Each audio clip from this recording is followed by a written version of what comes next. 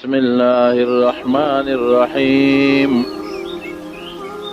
هو الذي أرسل رسوله بالهدى ودين الحق ليظهره على الدين كله وكفى بالله شهيدا محمد رسول الله والذين معه أشداء على الكفار رحماء بينهم تراهم ركعا سجدا.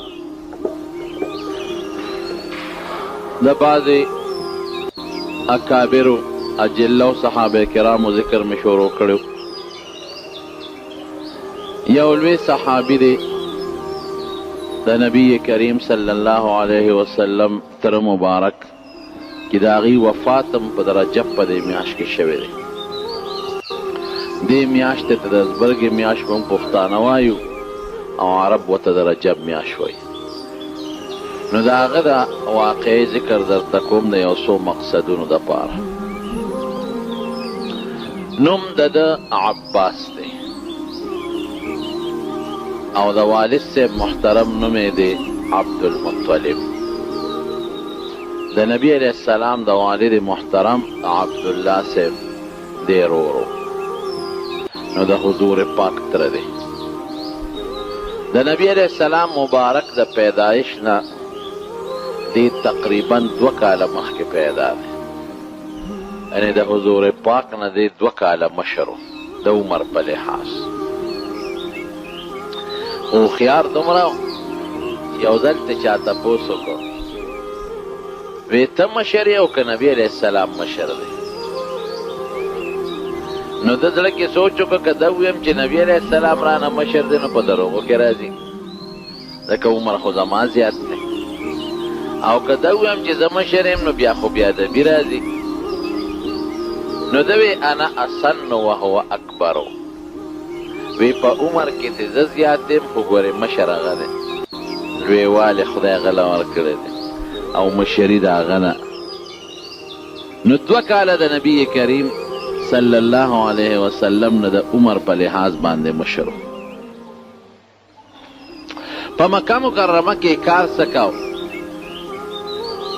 نو د عربو خلکو ټولو به تجارت کو، د مکې خلکو، ځکه د مکې چې کومه ځمکه ده نو هغه فصل نه زرغونی. قرآن شریف ورته وادن غیر ذی زرع ویلې ده، فصل نه زرغونی او نه پکې داسې د میوې بوټي کېږي. نو د مکې د خلکو ټول کار په تجارت کو. اوس هم د مکې خلک تجارت کوي او عموما په مکه کې سرمنې ډېرې زیاتې وي، ځکه خلک حج له عمرې له چې راځي نو ذبحه کوي، ګډانه لالئ، چیلې لالئ، نو هغه سرمنې دقل ته پاتې شي. نو د مکې د خلکو لوی معاش بدو چې دی به سرمنې خرڅولې په خلکو. سرمنو ته ضرورتي بورقې ته جوړېږي. هغه زمانه کې به د خلکو ځان له ګوډي جوړول، سپلی به یې ته جوړولې. اوس هم د چمړې لوی صنعت دی. نو دې تاجرو ذاتي تور او د بیت الله خدمت به کو. د حضور پاک مبارک د خاندان دا عربو په دې قبیلو کې بعضی کارونه بیت الله تقسیم کړي. نو د نبی علیہ السلام مبارک خاندان ته چې د بیت الله کم خدمت رسېدلی و د میلمنو د زمزمو چې د بار نه به میلمانه رالل، دی به خیال ساته، قدر به کو، او د زمزم د اوبو ټوله نگرانی به د حضور پاک د خاندان په ذمه وه. نو حضرت عباس رضی الله عنه ته د خپل نیکه نه او داسې په نسبن دا 2 څیزونه په وراثت کې میلو شوي. د حاجیانو خدمت به کو، د میلمنو عمرې له به چې څوک رالل د هغې خدمت به کو د میلمنو، او د هغې نه علاوه د زمزم د اوبو مشري ټوله دوی سره وه. زمزم اوبه راوښکل او هغه بیا په چاټو کې محفوظ کول او د کوي او د بورقې خیال ساتل، او بیا د حج او د عمرې په سیزن کې خو به خلک ډېرو، نو دوی به خپل بچي او ورېرونه ټول لا جمع کړل او په بورقو به په زیات تعداد کې اوبه رایستلې. یو لوی سعادت چې دته حاصل دی دا چې دی په ماشوموالي کې رک شوی. نو چې دی رک شو نو مور یې منښته کړې وه، وی که زما دا زوی عباس خدای پیدا که نو زه په بیت الله د ریخمو غلاف اچوم. په بیت الله به غلاف د مخکې نه و، خو د ریخمو نه عامه کپړې نه به غلاف جوړ کو، د بیت الله د پاسه به یې واچو. دا یو عزت دی، یو احترام دی، لکه څنګه چې د قرآن شریف نه خلک رومال تاوی. نو وی که زما دا زوی خدای پیدا که نو زه به د بیت الله د پاسه د ریخمو غلاف اچوم. د ریخمو کپړه خو ډېر قیمتي وي. نو الله دې پیدا که، نو مور یې هغه نظر پوره که، نو د ریخمو د ټوکړې نه یو لوی غلاف جوړ که او هغه یې د بیت الله نه تاو که. نو که تا نه څوک تپوس وکړي چې د بیت الله د ړومبې د ریخمو غلاف چا تاو کړی دی، نو دی جواب دی چې دا د حضرت عباس رضی الله عنه مور دا قیمتي غلاف. او ولې تې تاو که؟ دا د ده د روکېدو او د پیدا کېدو په نظر چې دی خدای پیدا کې منښتی کړی. د نبی کریم صلی الله علیه وسلم نه خو 2 کاله مشر و، خو تقریبا 2 کاله مشري کشري څه لوی خبره نه ده. نو یو ځای لوی شوي دي او یو ځای ماشوموالی تیر کړی دی او هلکانه تعلقات یو بل سره ډېر مضبوطه او نږدې و. نو د نبي علیه السلام سره د نورو ترونو په نسبت د ده مینه زیاته وه. د اسلام نه مخکې چې دا د اسلام نو ښکاره کړی، نو په پیغمبر علیه السلام به ډېر خفه کېده. او تاسو یې د دې خبرې نه اندازه ولګوئ چې د مکې د هجرت نه مخکې د مدینې خلک راغلي وو. نو د مدینې شریفې خلکو په مینا کې د یو غونډۍ لاندې نبی کریم صلی الله علیه وسلم باندې 2 کسانو یا 3 کسانو په شریک ایمان راوړل، مسلمانان شو. نو دې بیعت ته بیعت عقبه وایي، عقبه غونډۍ ته وایي. د غونډۍ لاندې دا بیعت شوی، نو ځکه بیعت عقبه ورته وایي. او چې کوم ځای کې د هغه غونډۍ شاته لاندې بیعت شوی، نو بیا د ترکو په زمانه کې ترکیانو هلته یو جومات جوړ کړی د نښې دپاره چې دا هغه ځای دی چې د مدینې خلکو په نبي علیه السلام ایمان راوړه او حضور پاک سره بیعت کړی. نو هغه جومات مخکې نه موجود و، خو د یو غر شاته و. اوس حکومت هغه غر لر کړی دی، میدان یې کولو کړی دی، نو جومات راښکاره شوی دی. زیړ رنګ وله زمونږ سعودي حکومت ورکړی دی ښکاري. نو ډېر خلک دا وی دا ګوره په غر کې دننه جومات راوتی دی، خو دا جومات په غر کې دننه نه، دا د غر نه شاته غر یې ونړو، جومات راښکاره شو. د دقه جومات په ځای باندې دا مونږ خلک چې ورته غټ شیطان وایي چې دا سړي اولی او راکوزیږي او ته بیت الله ته راځې او ښي طرف ته وګورې، نو دا جومات کې به راته ښکاره شي. نو دې انصارو 2 کسانو چې په پیغمبر علیه السلام باندې ایمان راوړه، نو حضور پاک له دعوت د مدینې ورکړه.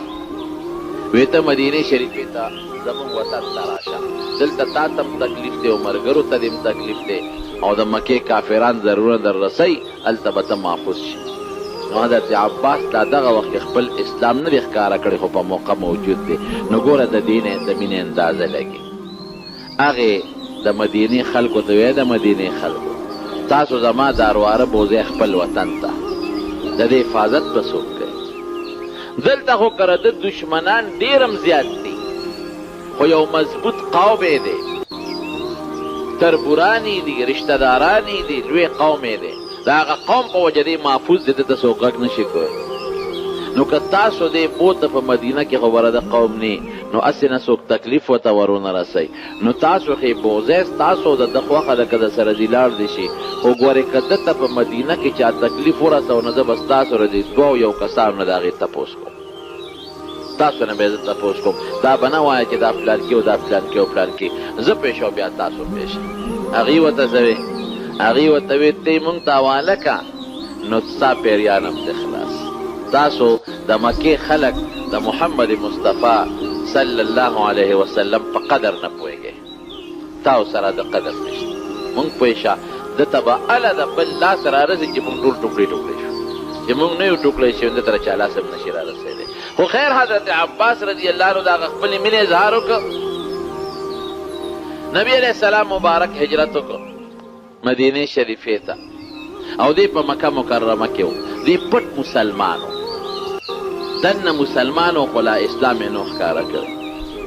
نو چې کله د بدر غزا جوړېدله نو نبی علیه السلام صحابو ته یو څو کسان وښول. یو یې پکې عباس وښود.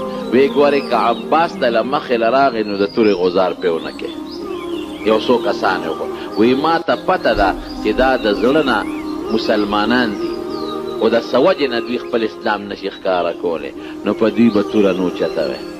نو یو صحابي دی حضرت ابو حذیفه رضی الله عنه، هغه د نبی علیه السلام مخکې ودرېد. هغه د خوش طبیعتۍ نه دا خبره وکړه. وی ښه د الله رسوله زمونږ پلار او زمونږ زوی او زمونږ تره او زمونږ ماما به مخې له راځي، هغه به وجنو، او ستا تره به نه وجنو.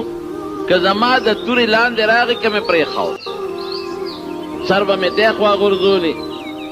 حضور پاک مبارک مسکی شو.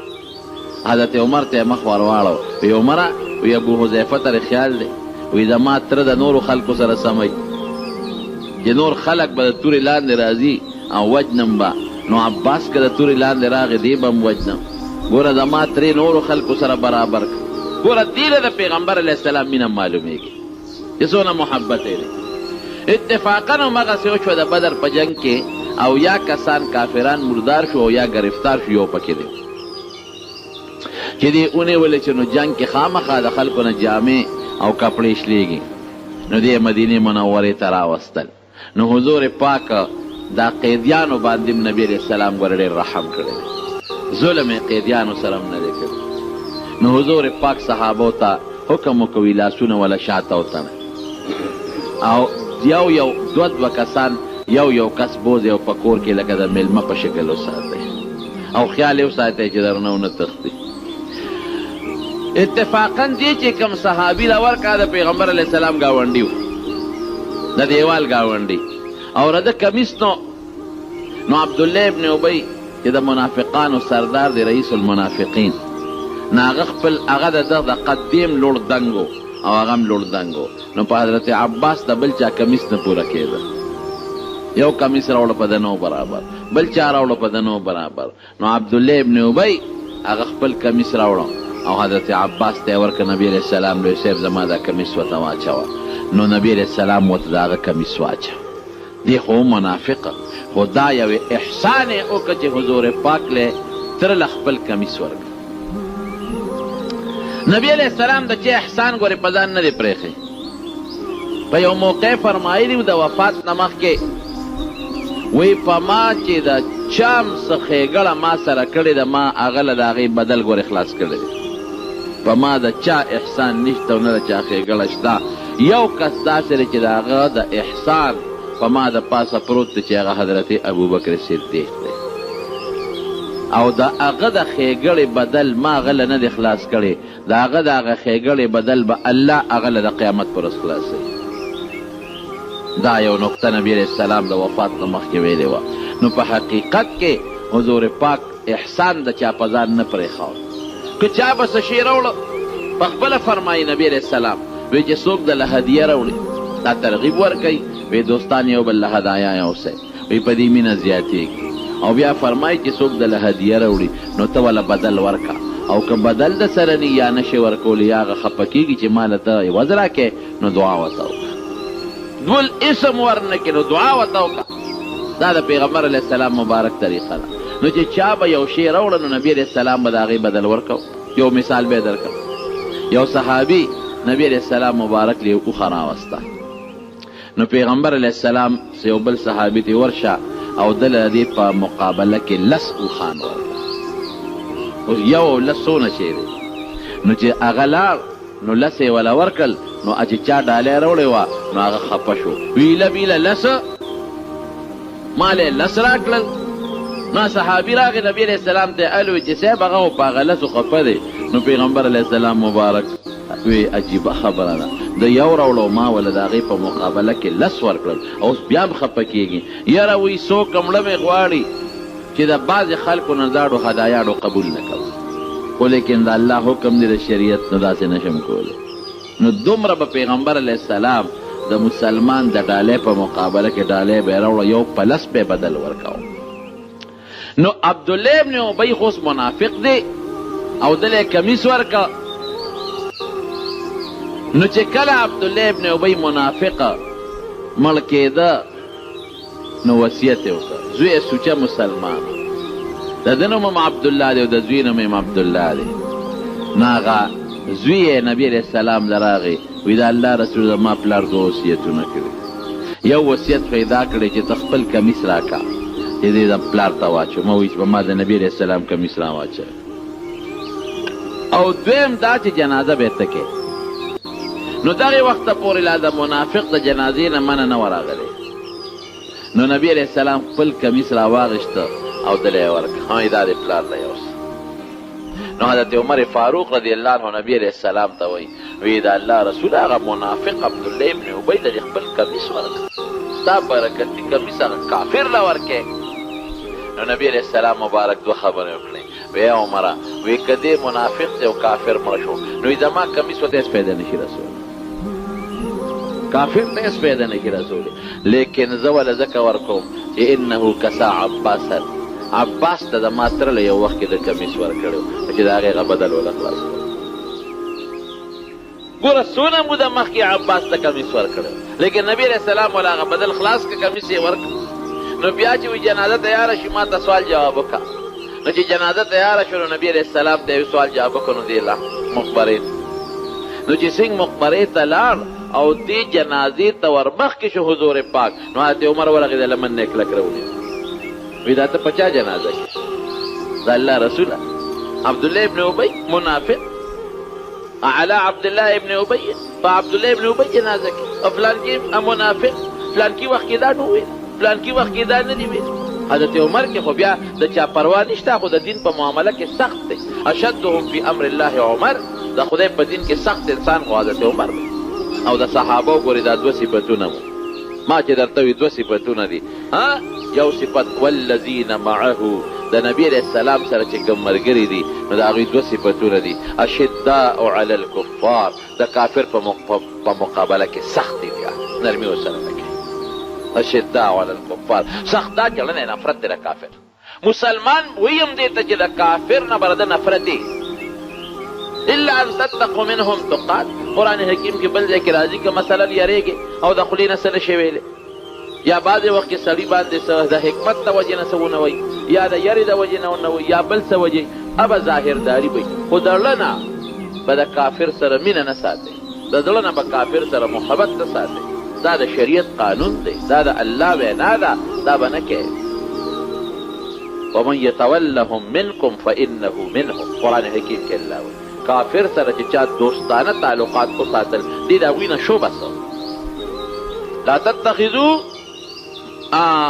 تتخذوا اليهود والنصارى اولیاء، قرآن کې الله لا تتخذوا اليهود والنصارى اولیاء، دې کافرو سره دوستانه به نه کوي، بالکل به نه ساتئ د کافرانو سره دوستانه. ولې کافر ستا دوست کېدی نه شي، دې به تا له موقع ګوري چې کله یې د له موقع برابر کړ نو تا باندې به دې حمله کړي. د مار مثال یې د مار د پاړو دوست کېدی شي نو الا تتقوا منهم تقات، پس غرض باندې څه حکمت ته وجې که ځان ته ساتې بله خبره ده، خو د کافر سره دوستانه به قطعا نه ساتې. نو حضرت صحابو دا صفتو اشداء علی الکفار او رحماء بینهم، خپل منځ کې سره رحما رحم والا.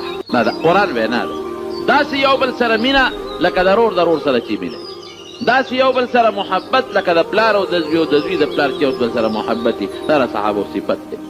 نو حضرت عمر فاروق رضی الله عنه دا پروا نه چې زوی به خفه شي او تربور به خفه شي او پلار کې به خفه شي، وایي صاحب دا په چا جنازه کې عبدالله ابن ابی او یعد هغه عبدالله ابن ابی هغه ټولې خبرې شمار، فلانکي وخت کې تا ته دا ویلو، مسلمان ته دا، فلانکي وخت کې دا، فلانکي وخت کې دا، فلانکي وخت کې دا، فلانکي وخت کې دا، ته به د جنازه کې.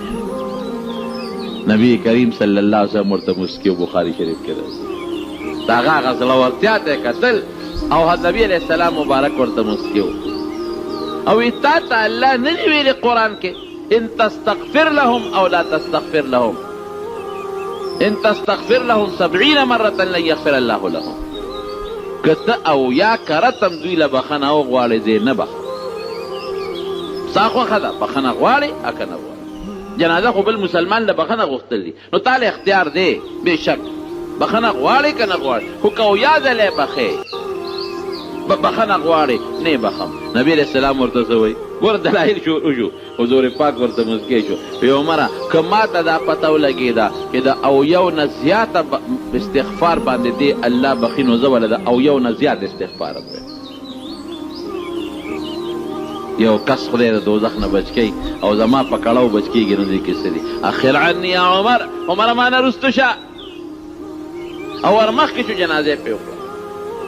چې جنازه وکړله فورا قرآن حکیم کې دا آیت راغی. ګوره د الله چې کې حکمت دي، مخکې نه منې کو، خو چې وی که نو الله منع کړه ولا تصلي على احد منهم مات ابدا ولا تقم على قبره. نن نه پس به د منافق او د کافر په قبر نه ودرېږي، جنازه به نه کړي. بس اوس دې وکړل بیا به نه کړي. دې ته موافقات عمر وایي. حضرت عمر فاروق رضی الله عنه دا چې یو ری بعضې وخت کې راغلی ده او الله د هغه د ری مطابق په قرآن حکیم کې یا نبی علیہ السلام مبارک ته یو حکم نازل کړی چې دا د عمر د ری مطابق دی، دا د ری ټیک ده، یو پکې دام دی. حضرت عمر به وروستو ژړل، وایي ما ډېره لویه زړورتیا کړې ده، نو ډېره زړورتیا مې کړه، خو دې کې حکمت سو. حضور پاک ډېر هوښیار و، وی عمره وی زه دې دپاره په ده جنازه کومه لیسلم الف من قومه، لوی قوم یې دی، زرګونه قوم یې دی چې هغه د دې جنازې د وجې نه خدای به چېرته مسلمانان کړل. خدای ځکه مخکې منې کوم نه، نو چې نبي علیه السلام په دې عبدالله ابن ابی جنازه وکړه، د هغه د زرګونو قوم خدای سوچه مسلمانان کړل. ورته پکې یو حکمت راغی د الله را طرف، مخکې نه منې کوي وروسته یې منې کوي، پرېږده چې لږه ښېګړه وکړي چې قوم یې خدای مسلمانان کړي، زرګونه خلک خدای مسلمانان کړو. بهر کې خبره مې دې پورې کوله چې د حضرت عباس د کمیس په بدل کې رسول الله مبارک خپل کمیس ورکړه عبدالله ابن ابی له جنازې پرې وکړه، او د هغې حکمت هغې کې دغه خدای فلسفه راوویستله، نو کمیس وله هغه ورکړه.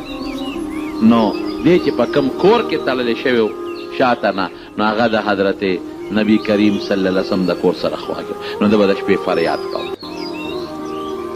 نو بیبي د نبی کریم صلی الله علیه وسلم ام المؤمنین وایي چې مونږ به د نبی علیه السلام د شپې خوب نه کوو، کله به دننه ته او کله به بار ته. خدایا نبی هم نن خوب نه ورځي، کله به د کوټې نه بار راووته او کله دننه، او چې د مخ مبارک ته مونږ وکتل نو ډېر زیات پریشانه و. صاحب خیر دی، ولې اسم خدای به خیر کړي، مونږ ته غږ هم نه کوو او پریشان هم ډېر دی، او دونه پریشانه دی چې د مخ نه پته لګي، خوب هم نه ورځي. وی ما اندازه ولګوله، اوهو پته ولګېدله دا عباس بیرګي اوري، هلته عباس هغه بل کور کې دی او هغه بیرګي اوري، دا ځکه خوب نه ورځي. ام المؤمنین زر هلته سوال جواب ولېږه، وی تاسو وګورئ چې عباس بیمار دی، تکلیف دی ورته، او که څه چل دی د هغه بیرګي دلته نبي علیه السلام اورو، پیغمبر علیه السلام مبارک له خوب نه ورځي. هغې چې وکتل نو هغه د هغه دا مټې لږې سختې تړلې وې شاته، نو د هغه سختو مټو د وجې نه حضرت عباس زبیرګي کوي، نو هغې وله زر هغه مټې سستې کړلې، نو چې سستې کړې د هغه زبیرګي قلار شو، نو زر بیا چې زبیرګي قلار شو، نو رسول الله صلی الله علیه وسلم له خدای پاک خوب وروسته او بیوده شو.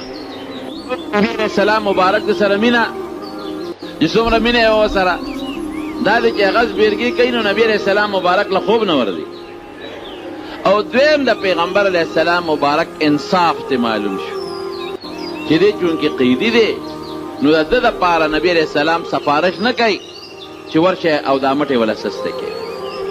ولې؟ ځکه بیا به انصاف قایم نشي، ټول قیدیان دي، د ټولو دپاره مټې تړلې شوي دي، زه خپل تره دپاره ولې سفارش وکړم؟ نو سفارش یې هم نه کوم. نو بیا چې کله د بدر د قیدیانو متعلق فیصله کېدله،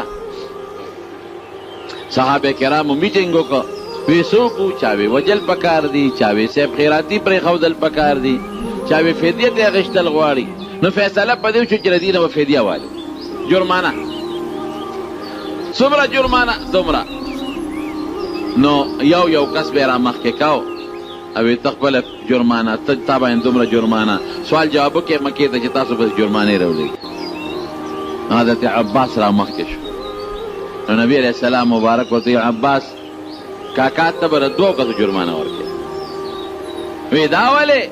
نو یو د تره د واره د عقیل د علي صاحب ورور عقیل هم په دې کې ګرفتار یو عقیل د واره دی هغه غریب دی هغه سره څه نشته نو د هغه به هم ته ورکې او د خپل ځان به هم ورکې نو دی ورته وایي چې د الله رسوله تا ته پته نه ده چې زه مسلمان یم زه خو دړه نه مسلمان یم زه خو کافرانو ځان سره د مکې په زور باندې راوستی به حضور پاک ورته وفرمایل دړه نه دی الله خبر دړه معامله د ما سره نه ده هغه الله سره ده مونږ خو ظاهر ته ګورو او ظاهر کې د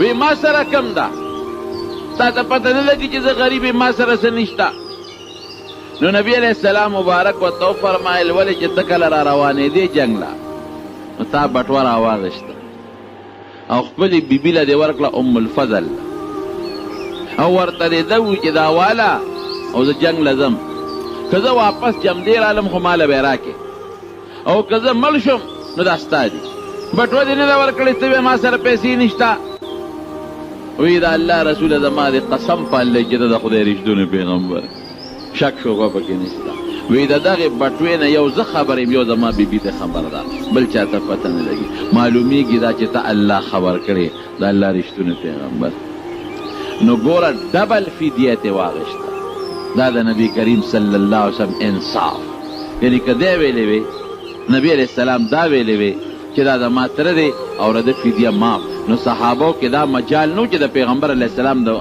خبرې په مخ کې هغوی خبره کړې هغې به بلکل بلکې وی مې ورته انصارو د مدینې انصارو یو عجیبه خبره وکړه د حضرت عباس د نیا چې وه د عبدالمطلب مور دا د انصارو د بنو النجار قبیلې وه د مدینې نو انصار ټول پاسېدل او نبی علیہ السلام مبارک ته وایي چې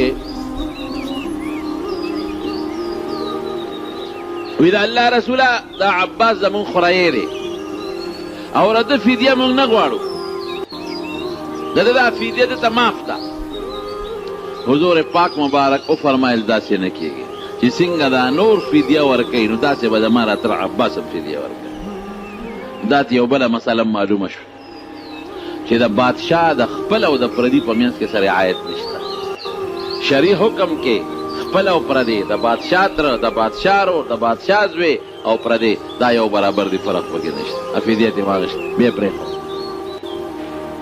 نو د فتح د مکې نه لږه د موده مخکې حضرت عباس راغی او مدینې منورې ته خیبر چې کله فتح شو په سن 7 هجرۍ کې خیبر د یهودیانو یو لوی ګړو د مدینې منورې په ګاونډ کې فتح شو نو یو مسلمان دی حجاج یې نوم دی حجاج ابن علات حجاج ابن علات دی لال مکې ته په مکه کې د بلا سامان او مال او دولت او دراهم د نانی ډېرې پیسې وې نو چې دې څنګه لالو د مکې خلک ترې راتاو شو ویې لکه دا دې یو هم ګیر که نو د ځان خلاصو نو ده وی چې لکه زه خو تاسو له یو خوش خبری له راغلی یو زیری در کوم وی څه وی نبی علیه السلام په خیبر باندې حمله وکړه او ناکام شو دروغ یې وی ناکام شو او بلا مسلمانان پکې شهیدان شمله شو او د مسلمانانو نه ډېر لوی مال په غنیمت کې هغې واغېسته د خیبر خلک په غنیمت کې تې په بلا د دنیا دراهم او د نانیر او بلا مال واغېسته او ډېر زیات مسلمانان مړه شو او ډېر زیات مسلمانان د خیبر یهودیانو قیدیان کړل نو چې دا خبره د مکې خلکو واورېده د مکې خلکو باندې لوی جشن راغی تر دې حده پورې یو ټکي پکې دا وایي چې نبي علیه السلام هم زخمي دی او پته یې نه لګي د هغه هم پته نه لګي او زه رالم وی ته څنګه رالې وی زه د خپل مال وړمه وی د خیبر یهودیانو چې د مسلمانانو نه کوم غنیمتونه اغشتي دي نو وی دا پیسې وړم چې هلته به سودا وکړم دې له راغلی د خپل مال وړم چې سودا وکړم د مکې خلکو نوې جامې واغوښتې او یو کور کې مبارک شه او بل کور کې مبارک شه چې مسلمانانو په خیبر کې شکست ومونته او دونه خلک پکې مړه شو او دونه قیدیان شو او مالونه هم ترې لاړل لوی په مکه مکرمه کې څومره چې کافر دی یو بل له مبارکۍ ورکوي او خیراتونه دي او زیرې دي یو جشن دی په مکه کې حضرت عباس رضی الله عنه خو دې وخت کې لا په مکه کې هغه په کور کې لوی ماتم دی. په دې خفه دی چې زما درواره به څه حال او دا څه چلو شو څو نه شو. ګوره لنه خو دې مسلمان دی. نو پټ راووت هغې حجاج لا یو طرف ته ورغی غیزان لکه یا لکه وي دا څه مسله ده. وی چپ شه عباسه غږ مه کوه خبره الاوړې ده. وی څنګه الاوړې ده؟ وی رواره دې فتح مونتې ده او بلا بخته موږ له خو دې پړه تیاره کړو. د مکې خلک مبارکي کوي. ګورې عباسه 3 ورځې پورې غږ ونه کړې. زه دې پسې چل خپل مال وړم. دا چل مې جوړ کړ چې خپل مال تې اوسم. او ګورې که 3 ورځو نه مخکې دې الوې دي ما پسې په لاره را منډه کېږي او به مې نیسي. 3 ورځې پورې غږ مه کوه 3 پس بیا وایه. بس حضرت عباس خوله کې خوشحاله شو. نو هغه چې دې څنګه حجاج واپس لاړ او خپل مال یې غونډ کړ لاړ. نو هغه چې ته ټینګېدی شو. نو په 3 ورځ باندې ولمبل او غشته جامې یې واچولې او پټکې وو او خوشبویې یې پورې کړه او راغې د بیت الله نه ګیر چاپېره طواف کړي. خلکو یې دا اوس وګورئ هلته یې روارت او ډېرونه او د دنیا مسلمانان چې څومره دي هغه مړه شو او زه قیدیان شو او دا دې هغه موږ ته دا ښکاره کوي چې ګنې زه غمجن نه یم.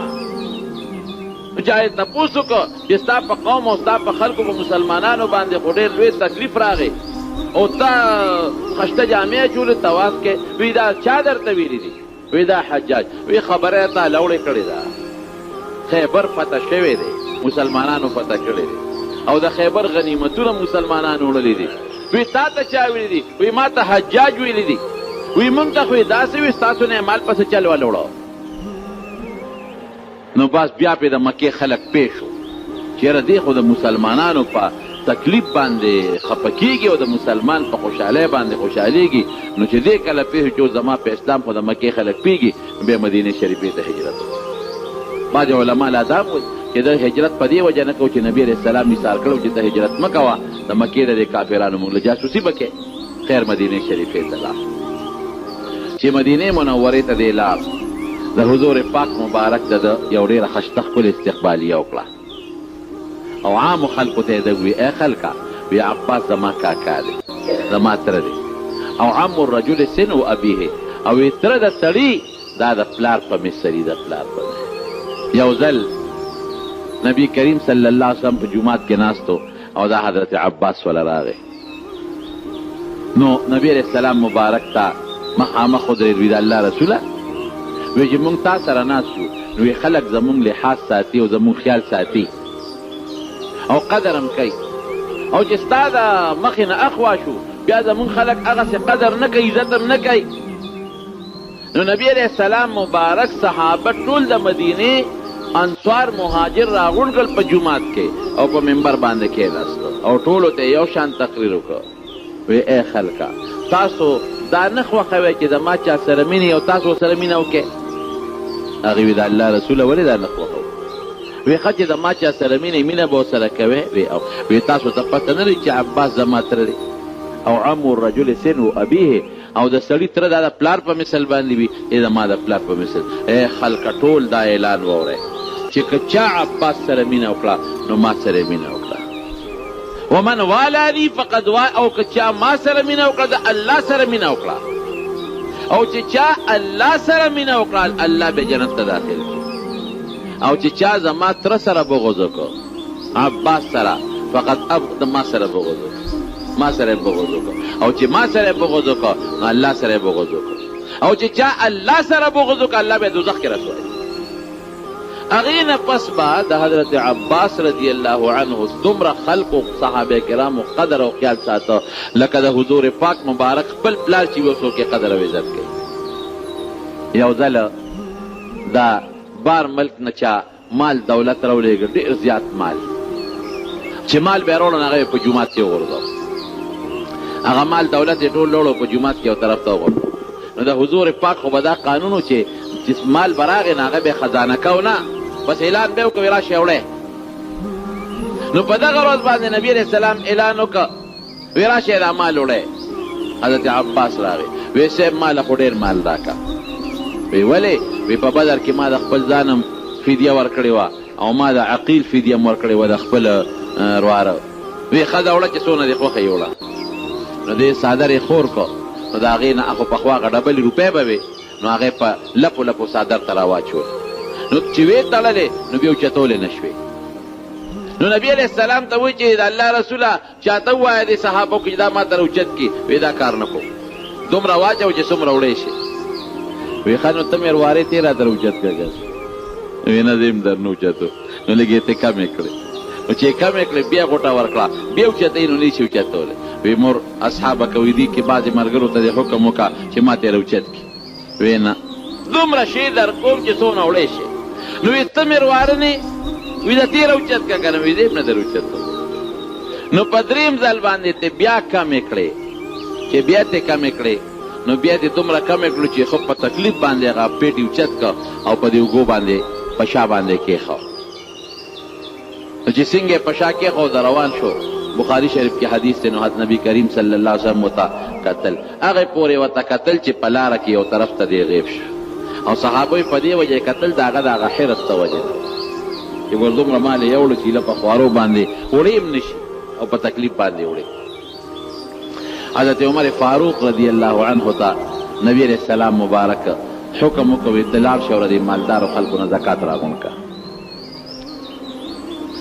نو دریو کسانو ولا زکات ورنه کړ یو خالد ابن ولید او یو بل کسو ابن جمیل ورته وای او یو حضرت عباس نو نبی علیہ السلام راغی وی صاحب نور ټولو خو زکات راکړه او خالد ابن ولید او ابن جمیل او عباس را نه کړ نبی علیہ السلام او فرمایل وی ابن جمیل ولې زکات در نه کړ وی دی خو غریب و خدای مالدار کړ نو چې الله مالدار کړ نو پکار دا چې د په خوشحالۍ زکات در کړی وي دی د خدای مقابله کوي ښه نه کوي هغه نه خفه شو او په خالد ابن ولید خو تاسو ظلم کوئ هغه سره څه دي چې تاسو زکات غواړئ د هغه کوم اس دی د هغه توره ده د هغه نیزه ده د هغه زغره ده هغه ټول د الله په لار کې جهاد ته وقف کړي ظلم پې کوئ او یا عباس نه مه غواړئ زما تره دی د هغه زکات به زه درکم او د هغه ډبل به درکم هغه باندې چې څومره کېږي نو دوچند زکات په ما دی زه به درکم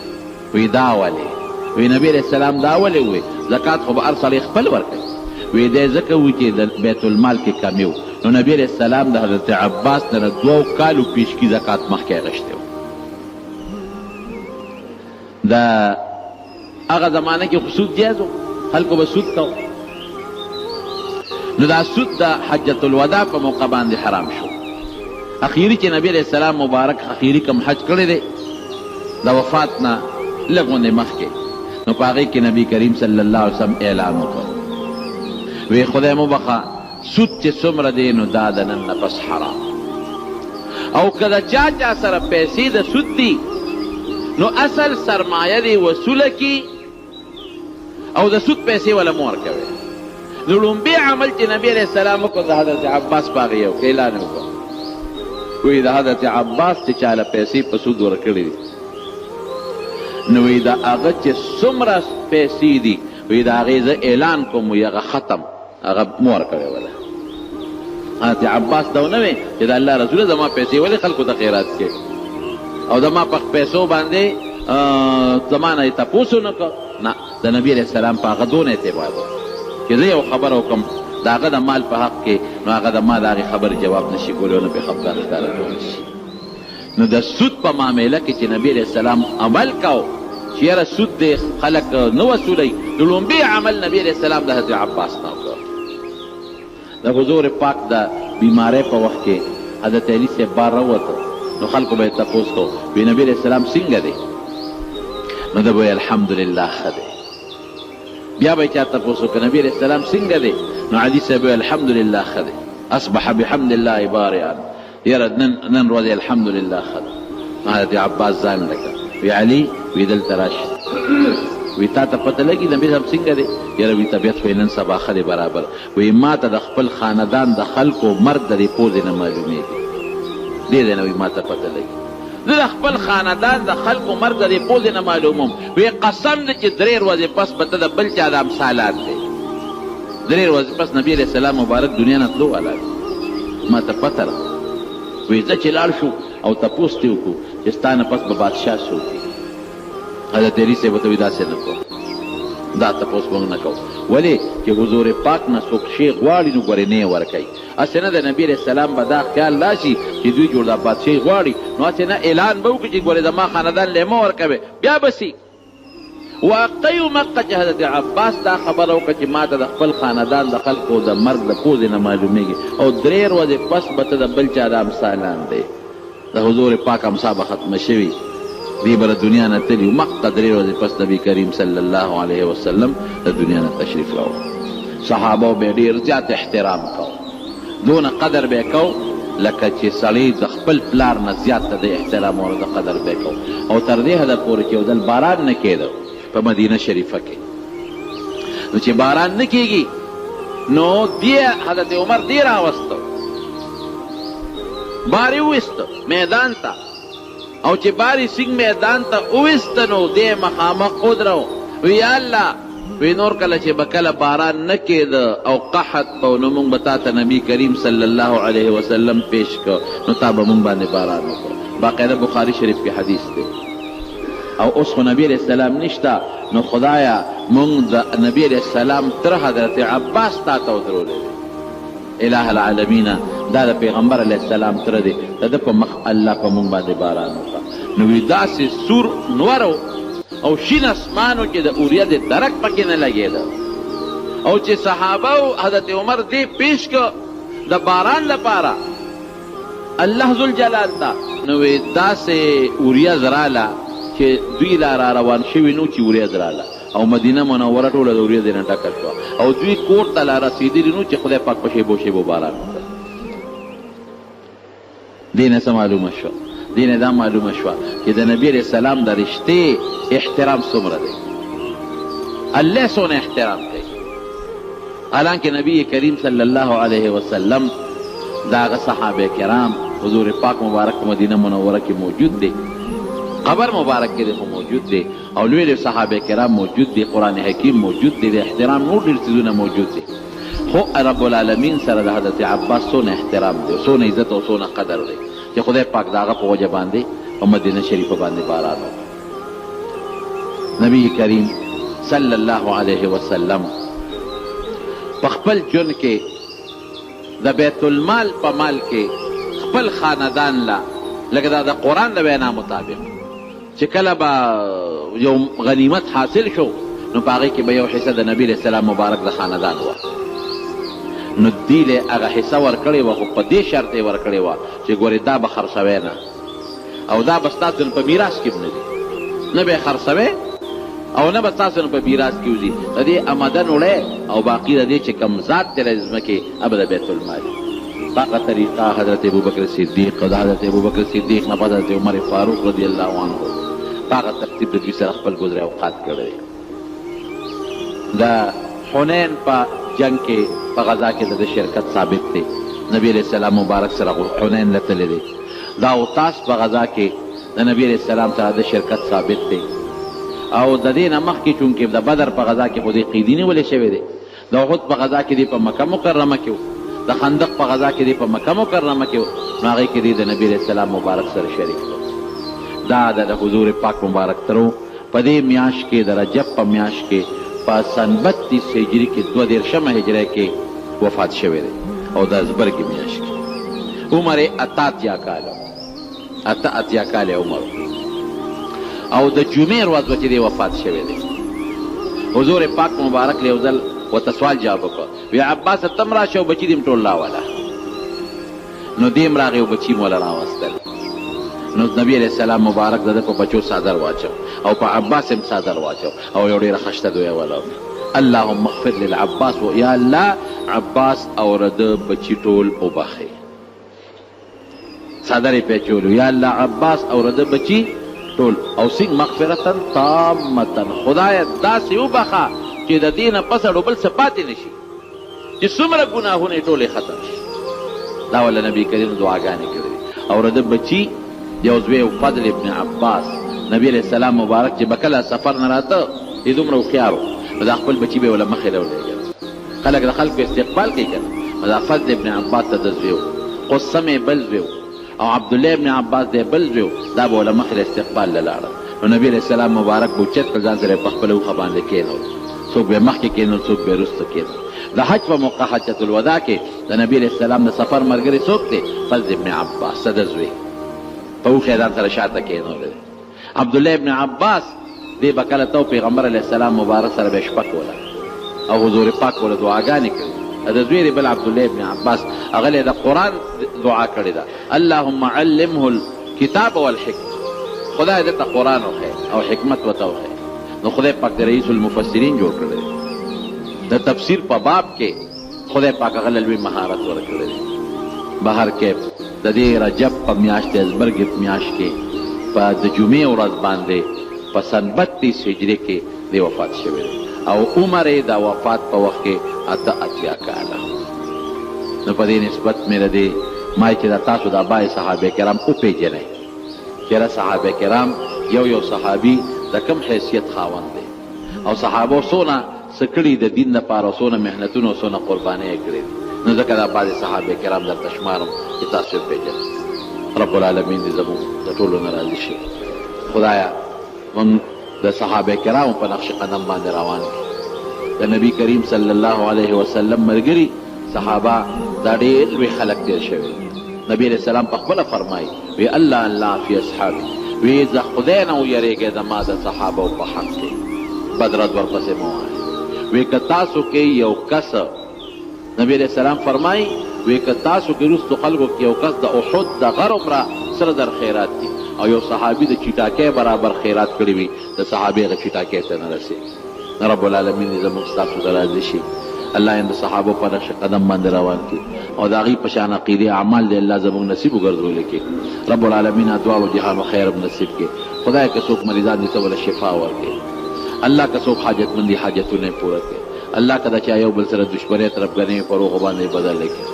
الہ العالمین چاته څه قسمه تکلیف وي هغه تکلیف وله په خیر او په خوشحالۍ باندې بدل کړي او د دواړو جهانو خیرونو او سعادتونه هم نصیب کړي او د فتنو نه په امن کې وساتئ او اخر وخت کې په خولې دا کلمه نصیب کړي چې لا اله الا الله محمد رسول الله. ګرانو محترمو اورېدونکو، د شیخ الحدیث مولانا محمد ادریس صاحب په دې 502 نمبر 61 کې تاسو د حضرت عباس رضی الله تعالی عنہ چې د حضور علیه السلام تللی د هغه تاریخ او حالات واورېدل. تاسو ته پېښور ښار کې بیرون کچرې ګیټ اشرف روډ سره فقیر خان ناصر خان کیسټ هاوس کې د ناصر خان او حیدر خان سره ملاویږي. ټلیفون نمبر دی 255 29 12. د دې نه علاوه د شیخ الحدیث مولانا محمد ادریس صاحب د هرې جمعې تقریر به هم تاسو ته د دې دوکان نه ترلاسه کېدی شي. چې څوک اودس مات کي تش او اودس کوچ نه کي دا ډېره لویه ګناه ده. دا دومره غټه ګناه ده، ګناه کبیره نبي علیه السلام ورته ویلې ده او دا د قبر د عذاب ذریعه ده. الله په دې د قبر عذاب ورکوي او داسې یې کوچ لکه جامې پلیتې شوې، وجود یې پلیت شو، فرض لمونځ پرې پاتې کېږي. دا ډېره لویه ګناه ده. او مړي پسې که وفات شي څوک نفلي صدقه کوي یا خیرات کوي د دې باب غیر ثواب رسېږي مړي ته. ښه د مدرسې په نوم چنده کوي او هغه خپله خرچه کې کوي، دا ډېر سخته ګناه ده. د مدرسې په نوم چې خرچه وکړي نه په مدرسه کې لګې او په خپل ځان یا د جومات په نوم چنده او په خپل ځان یې لګې، دا ډېره لویه ګناه ده. یو کس حق نه، د ډېرو خلکو حقونه دي ووهل. د مدرسې د جومات حق دې مو وهه. خپل امام یا عالم پسې کنزل کول، مونځ هم ورپسې کوي، دا ډېر لوی جرم دی. دا علماو توهین که مطلق عالم پسې څوک کنزل کوي شامل کړي دی کافر کېږي په دې باندې. دا علماو توهین ډېره لویه ګناه ده او که یو عالم سره دې روانه ده، عالمانو سره خو روانه راول په کار هم نه ده. که ته داسې باندې ګیلمن یې نو ورسره ولاړ شه، کښېنه ورسره چې یو سړی تا ته دین ښیي، تا ته خدای ته رسوي، ستا نه مخکې ولاړ د هغه په برکت تا ته 20 مونځونه د جمع نصیب کېږي. زه خو یم ډېر احترام یې پکار. د بدقسمتۍ نه د یو دین که عیسایان وګورې او که یهودیان وګورې، هغوی د خپلو مذهبي مشرانو دونه قدر کوي چې د حد نه. دا د انګریزانو یو د غیر دینو یو شی په مونږ کې را پرېښی دی چې مونږ باندې دا کوشش کوي چې د علماو او د خپلو مذهبي مشرانو پسې خبرې وکړو چې دوی سپک شي نو دین خو به دوی ښیي، دا دین به هم سپک شي، مدرسې به هم سپکې شي. دا یو سازش دی او غلطۍ دا چا نه کېږي. او د قتل چې بې ځایه مسلمان مړ کي، قتل د دې ډېر لوی جرم دی، ډېره لویه ګناه ده. یوې حافظه مې کمزورې د دعا غواړي وظیفه چې حافظه کمزوري مولانا اشرف علي تانوي صاحب دا وظیفه ښوولې ده چې فرض مانځه نه پس د پخسر خیلا سږدي 11 کرته د یا قوي وایي 11 کرته حافظه به مضبوطه شي. د ډوډۍ خوړلو نه پس د دعا دپاره لاسونه پورته کول شته او که نشته؟ نبي علیه السلام لاسونه نه دي پورته کړي. شاه صاحب انور شاه کشمیري رحمت الله علیه لیکلي دي چې د ډوډۍ نه پس نبي علیه السلام په دعا کې لاسونه نه دي پورته کړي. خو بهر کې که څوک لاس پورته کړي د دعا دپاره نو څه منع به یې انشاءالله العزیز نه وي. او دعا چې کوم نبي علیه السلام کړې ده نو هغه دا دعا ده زه به الحمدلله الذي اطعمنا وسقانا وجعلنا من المسلمین او څه نورې دعاګانې ته پښتو ترجمه به وکړم چې تاسو پوه شئ. الله له ثنا او صفت دی هغه الله چې موږ له ډوډۍ هم راکړه موږ هم راکړل موږ یې مسلمانان پیدا کړي او بیا ورپسې داسې دعا یې کړې ده یا الله دا ډوډۍ زما دپاره همیشه دپاره وګرځولې کړي خدای زما نه بنده مه کړي زما ته پرهیز پیدا مه کړي. دا دعا نبي علیه السلام کړې ده. او که د بل چا ډوډۍ خوړې ده نو هغه ته هم دعا کړې ده یا الله چې د چا سیراب کړم ته سیراب کړي الله چې ما له چا ډوډۍ را کړې ده ته ولې ډوډۍ ورکړې نو دا دعا ثابته ده. مانځه کې سړی ودرېږي خو د خپو میانځ کې څومره فاصله ساتي نو داسې خاصه فاصلې ذکر څوک څلور ګوتې یادوي خو داسې څه خاصه فاصلې ذکر نشته نه ډېرې خپې ارتئ نه د ډېر یو بل سره یو ځای کې عام انداز کې چې څنګه سړی ودرېږي په هغه اندازه یو سړی ودرېږي. د کلي په جومات کې چې د امام نه جمع وشي بلکل د کلي جومات کې د امام نه مخکې مسافر خلک جمع وکړي او امام راشي خپل وخت له امام نه جمع شوي امام دویمه جمع بلکل کولی شي.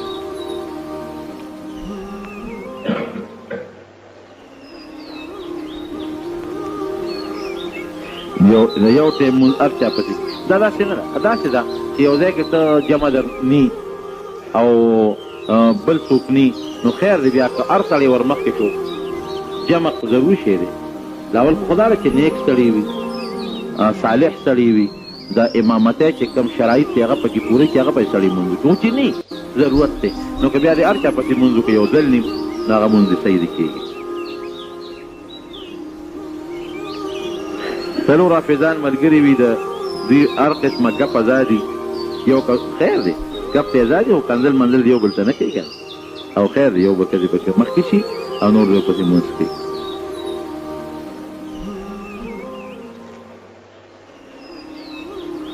پټکي نه بغیر جمع کېږي یو سړی پټکي په سر نه کوي او بې پټکي جمع کوي نو هم جمع کېږي. دا ځکه ګنې پټکي نه بغیر مونځ نه کېږي او پټکي بهتر شی دی د پیغمبر صاحب سنت دی. په مانځه کې هم په سره وه د مانځه نه بغیر یې په سره وه مونځ کې هم په سره وه د مانځه نه بغیر په سره وه. خو دا نه ده چې ګنې یو چا پټکي په سر نه کړ نو ګنې هغه پسې مونځ نه کېږي نه مونځ ورپسې کېږي. خو بهر کې پټکي یو سنت طریقه ده د نبي کریم صلی الله علیه وسلم طریقه ده نو پټکي پرېښودل نه دي پکار. مستورات د ښځو تبلیغ لتی شي بلکل تللی شي په پرده کې چې ځي پرده کې او خپل نارینه ورسره نارینه نه مراد خاون ورسره رور ورسره زوی ورسره پلار ورسره او پرده کې ځي نو بلکل تللی شي.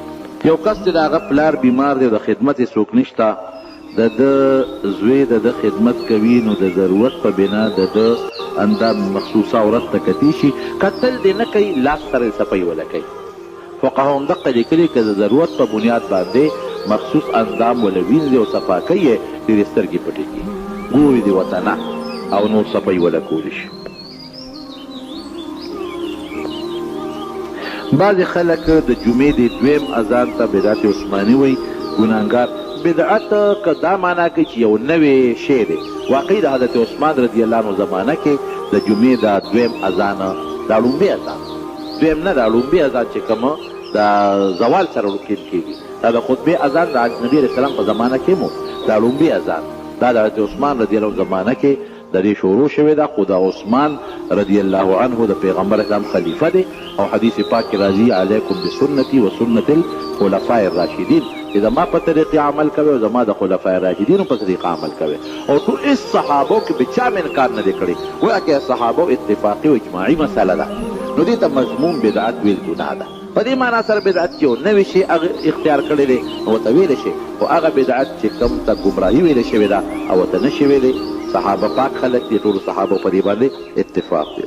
د زیارت القبور صحیح طریقه حیدر خان لیکلي دي چې راته بیان کړه. زیارت القبور صحیح طریقه دا ده چې سړی قبر ته لاړ شي نو د مړي مخ طرف ته دې ودرېږي او سلام دې واچي، السلام علیکم دا ویلی شي، او السلام علیکه که یو کسی دا خطاب هم ورته کولی شي، دار قوم مؤمنین هم ورته ویلی شي، یا اهل القبور السلام علیکم اهل الدیار انتم سلفنا ونحن بالاثر وإنا ان شاء الله بكم للاحقون. که پښتو کې وایي هم ویلی شي چې د مسلمانانو قبرونو السلام علیکم لفظ دی وایي، تاسو موږ نه مخکې تللی موږ درپسې دا روان یو، انشاءالله تاسو سره به یو ځای کېږو. دې مشهوره طریقه ده. نور دعا هم کولی شي مړي ته، د هغې تلاوت هم کولی شي، د هغې ثواب هم ورته بخښلی شي. غوښتنه یې صرف د رب العالمین نه کوي. که یو سړي د شپې په غسل واجب شي او د یخنۍ د وجې نه غسل ونه کړي تیمم کولی شي که نه؟ نه بلکل نه. تیمم به هغه سړی کوي که دې غسل کوي او دې غسل سره د بیماري زیاتېږي یا د مرګ خطره یې ورته، نو دې بیا غسل نه کوي، تیمم دی وایي. ګنې اوبه دې ځان نه ګرمې کړي او په دې یخ اوبو نه څوک مري او نه پې بیماري، بیمار سړی وي نو بیا تیمم وایي، بیمار نه نو غسل تیمم به نه وایي. تیمم صحیح طریقه دا ده چې تیمم نیت به وکړي، په زړه کې ووایه چې د پاکۍ نیت کوم، یا په خولې ووایه چې زه د صفایۍ نیت کوم. بس هغه عربي الفاظ دي، نویت ان اتیمم لرفع الحدث. نو که هغه وی هم ستا خوښه ده او که نه وی هم مړه کې راوله، نو لاسونه به دوه ځله په ځمکه باندې ووایې په هغه شي باندې چې هغه نه ویلې کېږي او نه سوځي. کاڼې شو که پاکه کاڼې ولې دي یا تیږه شوه یا دیوال شو یا خښته شوه، په دې باندې به دوه ځله لاسونه ووایې. یو ځل به په مخ راکاږې مکمل، او بیا به د سنګلو پورې په دواړو لاسونو باندې راکاږي، یو لاس په یو سنګل او بل لاس په بل سنګل باندې. په اوسپنه به تیمم نه وی، په کپړه به تیمم نه وی، په لرګي به تیمم نه وی، په دې څیزونو تیمم نه دی پکار. توره نکري د په څرمنو لګول جایز دي او که جایز نه دي؟ نکري د توره نشته، دی پکې رنګ اچولی. نکري د خپل خاصیت سور دی، دی پکې رنګ اچولی نو خلک ورته توره نکریزه وایي. نو که زنانه پورې کوي، پورې کولی چې د زنانو مقصد حسن دی حسن، او سړی به نه پورې کوي. تور رنګ په ګیره او یا په سر لګول، کوم سړی چې هغه جهاد لدي مجاهد نو که هغه ویښته تورې تورولی شي، یا یو سړی دی او هغه دویمه ښځه کوي د ضرورت په بنیاد، نو هغه تور رنګ استعمالولی شي، د هغه ضرورت لپاره هسې نه. دا خبره صحیح ده چې د پیغمبر هم سوری نو، دا خبره څه ډېره مضبوطه خبره نه ده. په بعضې موقعو کې د پیغمبر علیه السلام د معجزې په بنیاد کې داسې شوي وي. معجزه همیشني کله کله ښکاره کېږي، ښه معجزه کله کله ښکاره کېږي. پیغمبرانو باندې چې کوم فلمونه جوړ شوي دي، انسان په دې په کتو کافر کېږي که ګناهګارېږي. جناب دا فلمونه مه ګورئ د پیغمبرانو. که دې کې داسې فوټو جوړ شوي وي چې هغه د هغې باندې د پیغمبر نسبت کېږي چې دا پیغمبر دی، نو دا خو کفر دی، ځکه دا یو ډم دی او د پیغمبر نسبت کوته کې. فلمونه خو چې جوړي خو ډمانې جوړوي، یو ډم دی او دی وایي چې د تا نوم یې د پیغمبر ایښودی دی، نو په ډم د پیغمبر نوم کې ایښودل خو یقینا کفر دی. او که داسې نه داسې وي چې د صحابه نومونه یې پرېښودي وي، نو خو ډمان دي که نه. په دې فلمونو کې چې دا کوم خلک کار کوي دا څه شی دي، ورته فنکاران وي، موږ ورته څه وایو؟ ډمان. نو چې په ډمانو دې د حضرت بلال نوم کېښود، او په بل په ډوم دې د حضرت ابوبکر نوم کېښود، او په بل د حضرت عمر نوم کېښود، او د حمزه رضی نوم دې کېښود. ډېره لویه ګناه، شدیده ګناه. دې ډمانو له دغه نومونه او فلمونه دا کتل هم جرم دی، دا جوړول هم جرم دی، دا خرڅول هم جرم دی. په یو کندي کې بې علمازه د هغه دپاره څه سزا ده؟ نو بس خدای به ورله سزا ورکوي په قیامت کې، نو ته خو له سزا نه شي ورکوي. تا دا کولی شي چې نصیحت ورته وکړه او دغه ورته وکړه، دا نصیحت ورته ته کولی شي. او باقي د بې علمازه سزا دا ده چې نبی کریم صلی الله علیه وسلم فرمایي چې کوم سړی مونځ نه کوي نو په قیامت کې به د فرعون، حامان، قارون سره ملګري.